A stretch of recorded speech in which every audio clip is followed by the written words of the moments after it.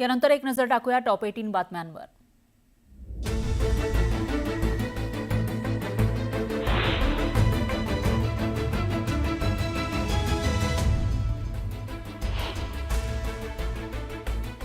पाच जुलैला ठाकरे बंधूंचा वरळी डोममध्ये विजयी मेळावा, सरकारला नमवलं। वाजत गाजत या ठाकरे बंधूंचं मराठी माणसाला पत्रातून आवाहन।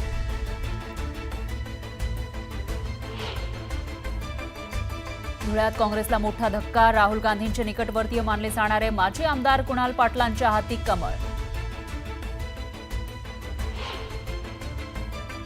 रवींद्र चव्हाण भाजपचे नवे प्रदेशाध्यक्ष, मुख्यमंत्री देवेंद्र फडणवीस आणि भाजप नेत्यांच्या उपस्थितीमध्ये प्रदेशाध्यक्षपदी रवींद्र चव्हाण यांच्या नावाची घोषणा।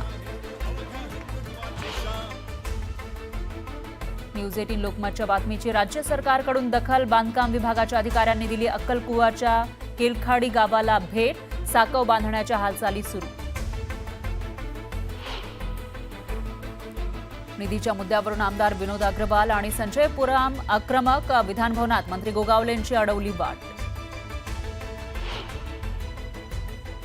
विरोधी पक्षनेतेपदाबाबत कुठलीही घटनात्मक अडचण नसल्यानं सरकारनं पुढाकार घ्यावा, भास्कर जाधव यांची मागणी। उद्धव ठाकरेंकडून राज ठाकरेंचा छळ झाला, राज ठाकरेंना पक्ष सोडण्यास भाग पाडलं, नारायण राणेंचा ट्विटच्या माध्यमातून उद्धव ठाकरेंवर निशाणा।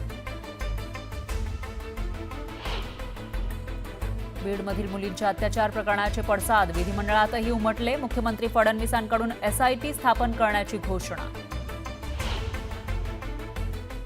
उत्तराखंडमध्ये पावसाचं थैमान, यमुनोत्री धाममध्ये महाराष्ट्रातील 150 पेक्षा जास्त पर्यटक अडकले, एकनाथ शिंदेंचा पर्यटकांशी संवाद। आणि संत तुकाराम महाराजांच्या पालखीचा सोलापूर जिल्ह्यात प्रवेश, सराटीत पार पडलं नीरा स्नान, तर ज्ञानोबा माऊलींच्या पालखीचा पुरंदावडे इथं गोल रिंगण।